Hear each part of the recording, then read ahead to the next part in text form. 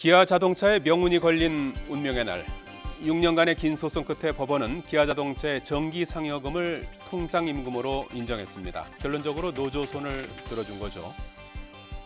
이번 판결의 쟁점은 무엇이었는지, 이 판결이 앞으로 다른 기업들에는 어떤 영향을 미칠지 상세히 살펴보겠습니다. 이번 소송은 기아 자동차 근로자들이 지난 2008년 10월부터 2011년 10월까지 받지 못한 통상임금 6,869억 원을 회사에 청구하면서 시작됐습니다. 통상임금, 근로자가 근로의 대가로 정기적으로 받는 기초임금입니다. 연장근로, 야간근로, 휴일 근로수당의 산정 기초가 되는 중요한 임금 결정 기준입니다. 기아차 노조는 그동안 정기 상여금과 중식비 그리고 일비를 이 통상임금에 포함해 줄 것을 요구해왔습니다. 노조 측의 요구가 모두 받아들여졌을 경우 최대 3조 원에 달하는 금액을 사측이 부담할 수 있는 소송이었습니다. 퇴직하신 분들도 있잖아요. 그동안에 다니다가 이제 그만두신 분들, 이런 분들도 이제 그러니까 이게 판결이 승소가 되게 되면 이제 그러니까 소송이 이제 그러니까 확대가 될 수가 있고, 이제 그런 것들을 다 포함했을 때 최대로 맥시멈으로 잡은 거죠. 이 재판의 첫 번째 쟁점은 통상임금의 인정 범위가 어디까지 인정되느냐였습니다. 재판부는 노조 측이 요구한 정기 상여금과 중식대는 통상임금으로 인정했습니다. 다만 일비는 제외했습니다. 일비는 영업활동 수행이라는 추가적 조건이 필요해서 임금으로 고정성이 없다는 것이 그 이유에서였습니다. 그리고 두 번째 쟁점, 중대한 경영상의 어려움이 예상되면 통상임금의 소급분은 주지 않을 수 있다는 이른바 신의성실 원칙의 인정 여부입니다.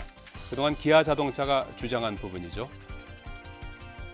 재판부는 회사 경영 사정을 고려했을 때 미지급된 임금을 준다고 해서 기업 존립이 위태로워질 것이라고 볼 수 없다고 판단하면서 이를 받아들이지 않았습니다. 이번에 1심 판결로 법원이 근로자들에게 줘야 한다고 인정한 금액은 4,223억 원. 기아 자동차 노조 측은 노동자 권리가 보호될 수 있는 중요한 계기가 마련됐다는 입장을 밝혔습니다. 지금까지 회사는 상여금이 통상임금이 아니다 하면서 노사관계를 굉장히 잘못 풀어왔습니다. 더 이상 노사관계의 분쟁을 해소하는 그런 계기가 됐으면 좋겠습니다.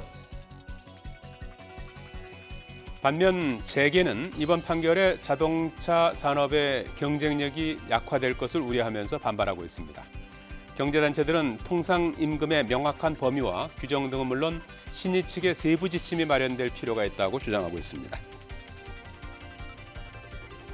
향후 소모적 분쟁을 방지하기 위해서 통상임금에 대한 명확한 법 규정이 필요합니다. 정부와 국회가 조속히 입법해 주셨으면 합니다. 최근 4년간 노조와 통상임금 소송에 휘말린 기업은 두산중공업, 현대자동차, 쌍용 자동차를 포함해서 192개 기업에 달합니다. 이 중 115개 기업은 아직도 소송이 진행 중인데요. 때문에 이번 재판의 결과는 다른 기업들의 통상임금 소송에도 영향을 줄 수밖에 없습니다. 일반적으로는 그럴 수밖에 없습니다.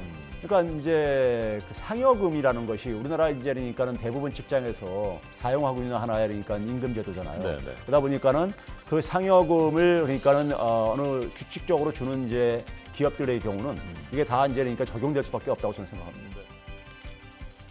긴 소송 끝에 이루어진 기아 자동차 통상임금 1심 판결.